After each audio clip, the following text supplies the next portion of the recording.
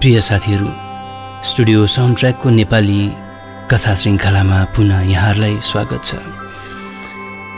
यस पालि मसित भएको कथा लभ यु जिन्दगी र यस कथाका कथाकार हुनुहुन्छ नरबहादुर दाहाल।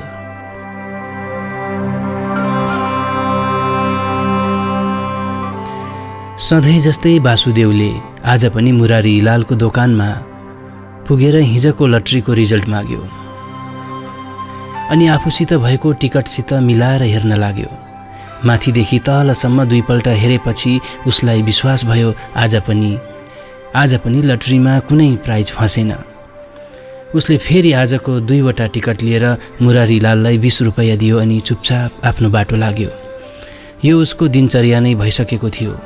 प्रतिदिन ऊ मुरारी लालको दोकानबाट 20 रुपैयाँको 2वटा लटरीको टिकट किन्थ्यो अनि भोलिपल्ट आएर रिजल्ट हेर्थ्यो। तर आजसम्म कहिले उसको टिकटमा लटरी परेको कसैलाई थाहा छैन। हिजो पनि उसको टिकट खाली नै गयो। घर पुगेर ऊ आफ्नो कोठामा पस्यो। बिहान ऊ बजार जाँदा उसको अनुहार जस्तो अँध्यारो थियो।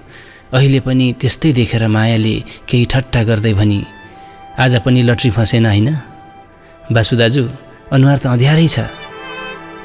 यसरी घरमा काम गर्ने केटीले थाकेर आएको बेला घरभित्र पस्ने बित्तिकै ठट्टा गरेको उसलाई पटक्कै मन परेन। उसले केही झर्केको स्वरमा भन्यो, बेसी बाठी नहो, लटरी फसे पनि नफसे पनि तँलाई के? वासुदेवको कुरा सुनेर माया पटक्कै रिसाइन। उसले अझ हाँस्दै भनी, लटरी फस्यो भने बक्सिस पाइन्छ कि भनेर नि। वासुदेवलाई बोलाउँदा सजिलोको लागि प्राय सबैले बासु भन्छन्, तर माया मात्र बासु दादा भन्छे। बासुका आफ्नो भन्नु एउटी फुपू मात्र छिन्। फुपूका पनि कोही छैनन्, यसैले बासु फुपूसितै बस्छ। माया यस घरकी काम गर्ने केटी, तर फुपूले छोरी जस्तै गरेर उसलाई पालेकी छन्। माया बिहानै उठेर बासुलाई चिया दिन्छे। उसले लथालिङ्ग भएका किताबहरू मिलाएर राखिदिन्छे। लुगा धोइदिन्छे, लुगा इस्त्री गरेर राखिदिन्छे। तर बासु उसलाई पटक्कै मन पराउँदैन। मेरो कुनै पनि चिजहरू नछो भन्छ।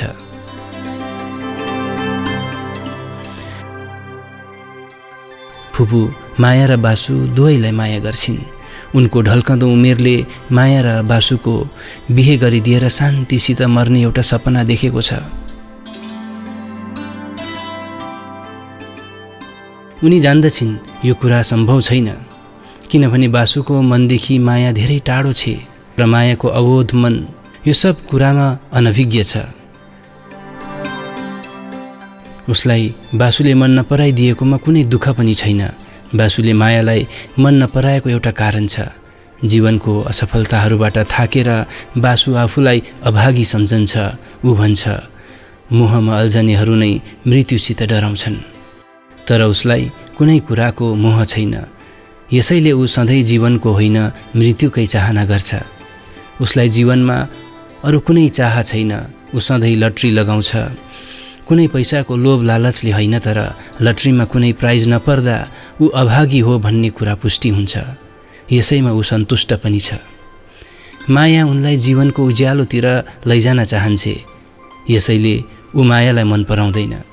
एउटा मृत्युको अन्धकार खोज्ने, अर्को जीवनको रोशनी देखाउने दुई विपरीत दिशाका यात्रीहरू हुनाले उनीहरूको मिलन हुन सम्भव थिएन। एक दिन साँझमा सधैँ जस्तो अँध्यारो अनुहार लिएर बासु घर आयो। ऊ सधैँ भन्दा पनि आज उदास थियो। ऊ घर आइपुग्न साथ ढोकामै माया देखा परी, मानो ऊ अघिदेखि नै बासुकै प्रतीक्षामा छ। उसले बासुतिर एउटा खाम बढाउँदै भनी, बासु दादा, यो एउटा चिठी छ। बासुले आँखा फुकालेर मायातिर हेर्दै भन्यो, खैले यता? मायाले केही डराउँदै बासुको हातमा चिठी राखिदिए। चिठी लिएर बासु कोठामा पस्यो। त्यसपछि ऊ बाहिर निस्केन। माया चिया लिएर गई र पनि उसको ढोका खोलेन। अहिले उसको हात परेको चिठी प्रभाको थियो। चिठीमा के छ उसलाई थाहा थियो र पनि उसले चिठी खोल्यो।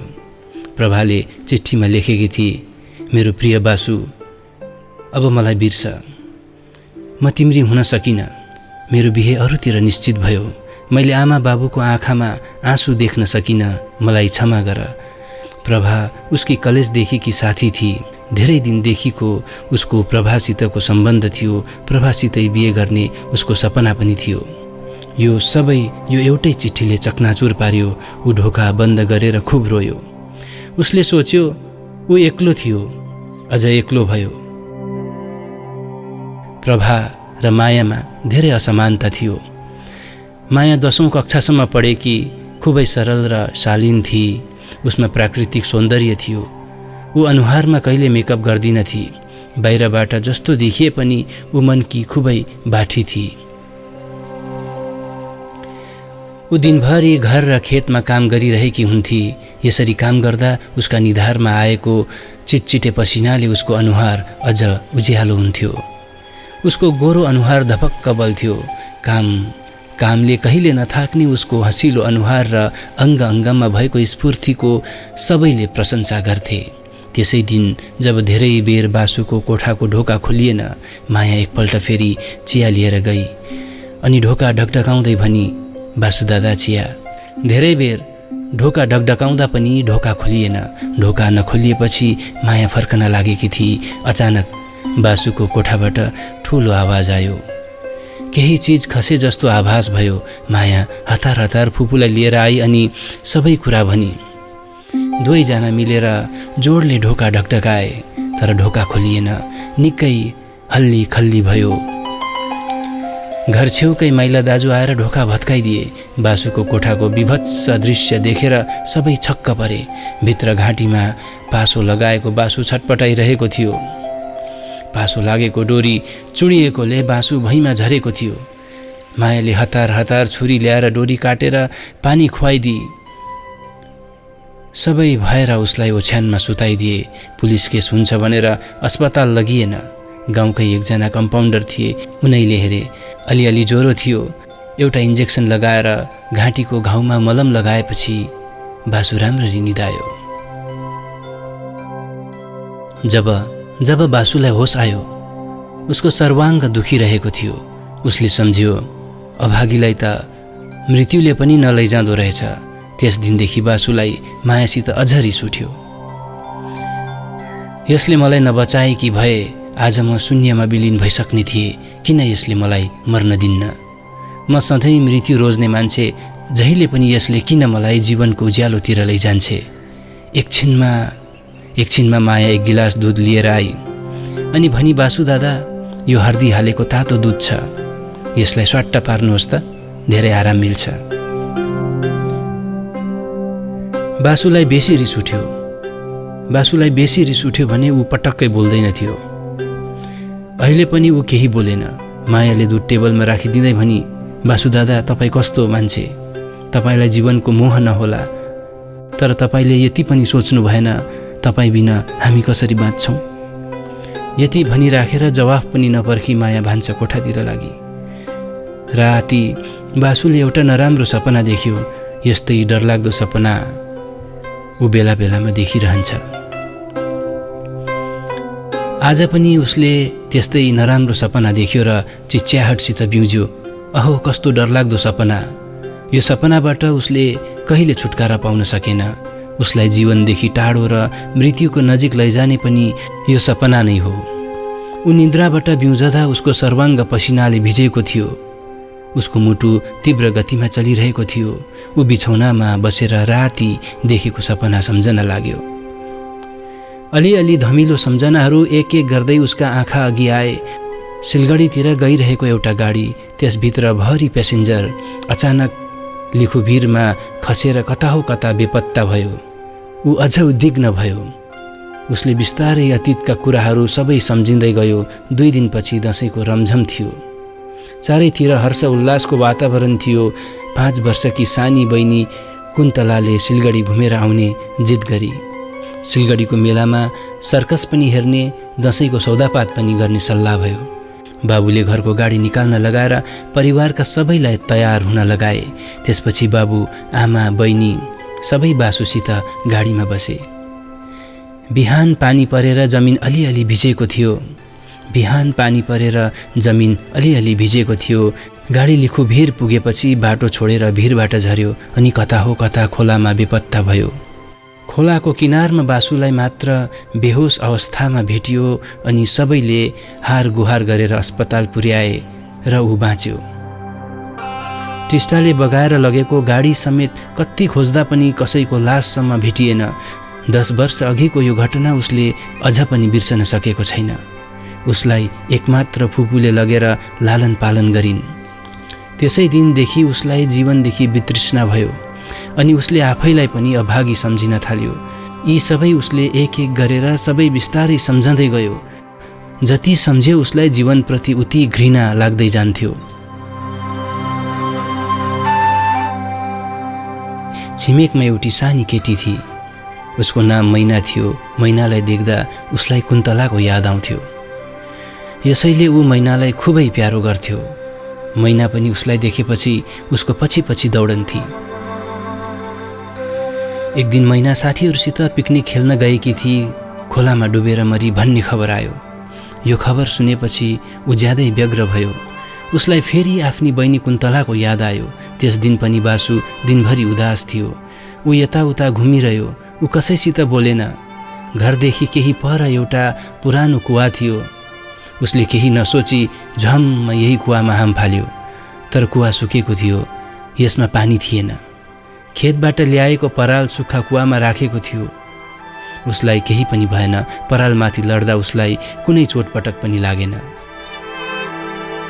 केही परबाट मायाले हेरिरहेकी थिई। कुवाको डिलमा आएर उसले मनतिर हेरी। बासु बाहिर आउन नसकेर त्यसै परालमाथि बसिरहेको थियो। बासुको यस्तो अवस्था देखेर ऊ खित्का छाडेर हाँस्न लागि। एक क्षणपछि उसले कुवाको डिलमा उभिएर हाँस्दै भनी, बासु दादा, के हाइजम खेलेको? यो कुवामा पानी सुकेर पराल राख्ने गरेको भनेर तपाईँलाई थाहा थिएन? यति भनेर उसले कुवातिर हात दिँदै भनी, खोइ हात दिनुहोस् त, म तपाईँलाई तानेर बाहिर निकाल्छु। पहिलोपल्ट समातेर निकै माथि आइसकेको हात चिप्लेर फेरि बासु कुवामै झर्यो। फेरि माया मरी मरी हाँस्न लागि। बासु दादा, आज पनि तपाईँको हातबाट मृत्यु चिप्लेर गयो। अब त बुझ्नुभयो होला नि, जीवन मृत्युभन्दा कति प्रिय हुन्छ। ल अब मेरो हात अलिक जोडले समात्नुहोस्। बासुको सारा चेतना फर्केर आयो। अहो, म कस्तो भुलमा रहेछु। जिन्दगी त साँच्चै जिउनुमा रहेछ। मायाको हात समातेर ऊ बाहिर आयो। उसले लाग्यो यो हात मायाको होइन, तर यो सुन्दर जिन्दगीको हात हो। मायाको हातको स्पर्शले उसले एउटा नौलो मादक सुखको अनुभव गर्यो। आज पनि एकपल्ट मृत्यु उदेखि डराएर भाग्यो। जीवनको अङ्गालोमा बाँधिएर उसले एकपल्ट मायालाई निहालेर हेर्यो। उसलाई आज माया प्रभाभन्दा पनि कता हो कता राम्री लागेर आयो। उसका गोरा अनुहारमा उसले संसारभरिको सौन्दर्य देख्यो। उसका पुष्ट छाती र नितम्बमा रङ्ग चढेको उसले आज पहिलोपल्ट देख्यो। उसलाई माया नै उसको जिन्दगी जस्तो लाग्यो। माया केही पर उभिएकी थिई। बासुले उसलाई छेउमा बोलायो। माया उसको छेउमा आएर उभि उछक्क परिरहेकी थिई। आजसम्म बासुले कहिले उसलाई यसरी बोलाएको थिएन। उसले बिस्तारै मायालाई भन्यो, माया, एउटा कुरा भनौँ। सधैँ निराश शुष्क देखिने बासुको आँखामा आज मायाले प्यारको आग्रह देखी। अहो, नारीहरूले कति चाँडो थाहा पाउँछन् पुरुष हृदयका भावनाहरू। मायाको मुटुको ढुकढुकी बढेर गयो। उसले बासुको मनको कुरा अघिबाटै थाहा पाइसकी। उसको अनुहार रातो भयो। सलज्ज भनी, भन्नु न के कुरा हो? बासुले मायाको कानैमा मुख लगेर भन्यो, भन् त मसित बिहे गर्छेस्? माया धत भनेर लजाएर त्यहाँबाट भागी। भोलिपल्ट बिहान मुरारीलालको मुनिमा आएर भन्यो, महाजनले तपाईँलाई बोलाउनु भएको छ। लट्रीको हिजो काटेको टिकट पनि लिएर आउनु भनेको छ। बासु लट्रीको टिकट बोकेर मुरारीलालको दोकानमा गयो। मुरारीलाललाई अघिबाट रिजल्ट थाहा भइसकेको थियो। अझ एकपल्ट बासुबाट टिकट लिएर रिजल्टको सूचीमा मिलाई हेऱ्यो। उसको टिकटमा 50 लाखको प्राइज फँसेछ। बासुले अब चारैतिर रमाइलो देख्यो। अब उसले आफूलाई मृत्युदेखि धेरै टाढा जिन्दगीको छेउमा पायो। अब उसलाई पूर्ण रूपले थाहा भयो ऊ अभागी होइन रहेछ। लटरी फसेको कुरा मायालाई सुनाउन ऊ अझ अति व्यग्र भयो। असारको महिना थियो। माया खेतमा धान रोप्दै थिए। उसको हातमा हिलो लागेको थियो। घरको अघि डिलबाटै बासु तल खेततिर हेर्दै चिच्यायो, माया माया माया। तल खेतबाट मायाले हेरिरहेकी थिए। हली कोदाले बाउसे सबैले माथि डाँडामा हेरे। बासु बौला जस्तो आवेशमा चिच्याइरहेको थियो, माया माया। मायालाई आश्चर्य लाग्यो। सबै छक्क परिरहेका थिए। आज बासुलाई के भयो? माया हिलै हातसित दौडिँदै आई। आफ्नो अघि मायालाई देखेर उसले भन्यो, माया, जिन्दगी जिउनुको लागि रहेछ। मलाई तिमीले नै जिउन सिकायौ। अब यो बाँकी जिन्दगी तिम्रो भयो। आई लभ यु माया। आज उसले मायालाई तिमी भनेर सम्बोधन गर्यो। यो बासुले उसलाई दिएको सम्मान थियो। किनभने माया अब यस घरकी नौकरानी होइन, बासुकी हृदयकी रानी भएर राज गर्ने भएकी थिए। बासुले उसलाई समातेर छातीमा टाँस्यो।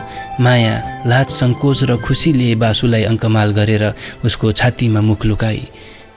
बासु पागल जस्तो भई जोडले चिच्याइरह्यो, लभ यु जिन्दगी, लभ यु जिन्दगी।